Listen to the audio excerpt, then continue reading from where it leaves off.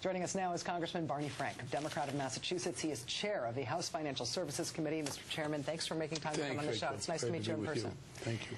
Let me ask you about something that happened tonight that was unexpected and that I didn't expect to have to ask anybody about. A Republican member of Congress named Joe Wilson from South Carolina screamed, "You lie," at the president tonight, interrupting his speech. Is this an ignore the tantrum moment, or is that a big deal? Oh, I don't think it's a big deal. Look, I think free speech is reasonable. You know, heckling is a tradition, obviously, in the British Parliament. They even have mics that come down to hear the heckles. I think what we should take it as, it is unusual. It's a sign of how effective the president was. These guys just couldn't handle it. I looked at John Boehner, and he looked about as glum and dour as it possibly could be. So what Joe Wilson did was just scream out in frustration because the president was nailing them. You know, we ought to be very clear. Wilson lied when he said the president lied. They talk about illegal immigrants. It's clearly excluded from the bill. So I would say what Wilson did was a mark of their frustration. And, you know, Barack Obama is a big boy. I think, I must say, that any Republican, particularly like Joe Wilson, who wanted to get into a debate with Barack Obama, is tugging on Superman's cape and pulling the Lone Ranger's mask, but if that's what he wants to do, free country. Well, the Republicans tonight, in a more sober response, are asking for everything to start over again.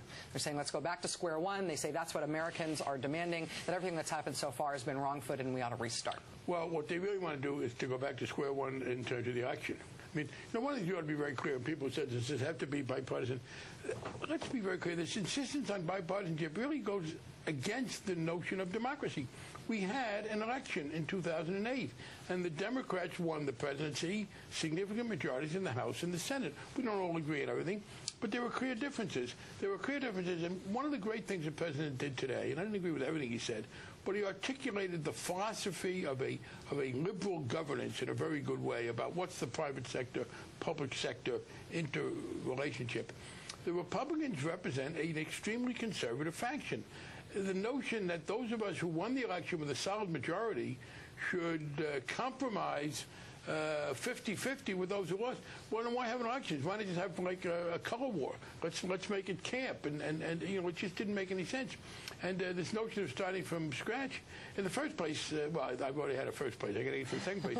If they wanted to start from scratch, why didn't they? They haven't put anything forward. What's been stopping them from January of this year from coming forward with their plan? The answer is they really don't have anything constructive to do. When the president was talking about liberalism tonight, about the idea of that government has a constructive role to play, I thought that was important, just not even in terms of health care, but just in terms of his presidency, because I haven't heard him make that argument before. No, and look, it's particularly relevant to the thing I have to be working on now, which is financial regulation. Yeah. I mean, Ronald Reagan in 1981, his first inaugural, my first year in Congress, said, government is not the answer to our problems. Government is the problem.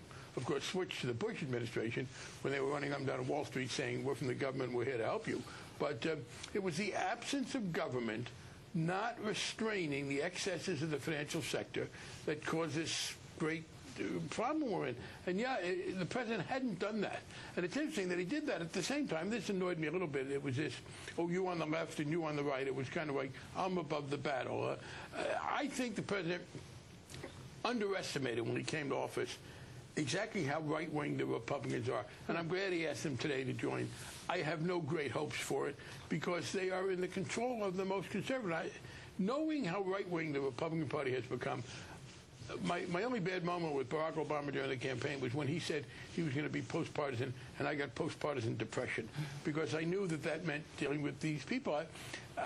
So I think it was, in effect, I guess I'm talking too much, their extreme reactionary posture forced him to articulate what he may have previously thought we could take for granted, this liberal approach to a private sector, public sector cooperation, and I agree with you, he did it very well. One of the things that I thought was interesting in the sense that it was thought-provoking and not at all, on the surface level, obvious what he meant when he was doing that riff about the importance of governance and about the idea that of liberalism as something that ought not be conflated with big government. It should be seen as springing from a desire to help one's fellow man and help one's fellow citizens. One of the things he said is that we will sometimes say that timidity is the only form of wisdom. And it seemed to me that that was the unexpected shot in the middle of that. In the middle of that. Again, I think they forced him to get to the basics. I think he may have thought that they were more reasonable than they are. This collection of loons that you scroll down there. I got to say, those people, if anybody needs a health plan in America, it's those people who are in severe need of mental health services. This lunacy about mandatory abortions and death penalties. By the way, yeah, there is a political faction in America that would have the government intervene in that what should be the most private moment for people when they are dealing with the last breaths, with when death is there. And that is an intensely private thing, and government shouldn't be in it. But it was the right wing in the Terry Schiavo case that got involved in this.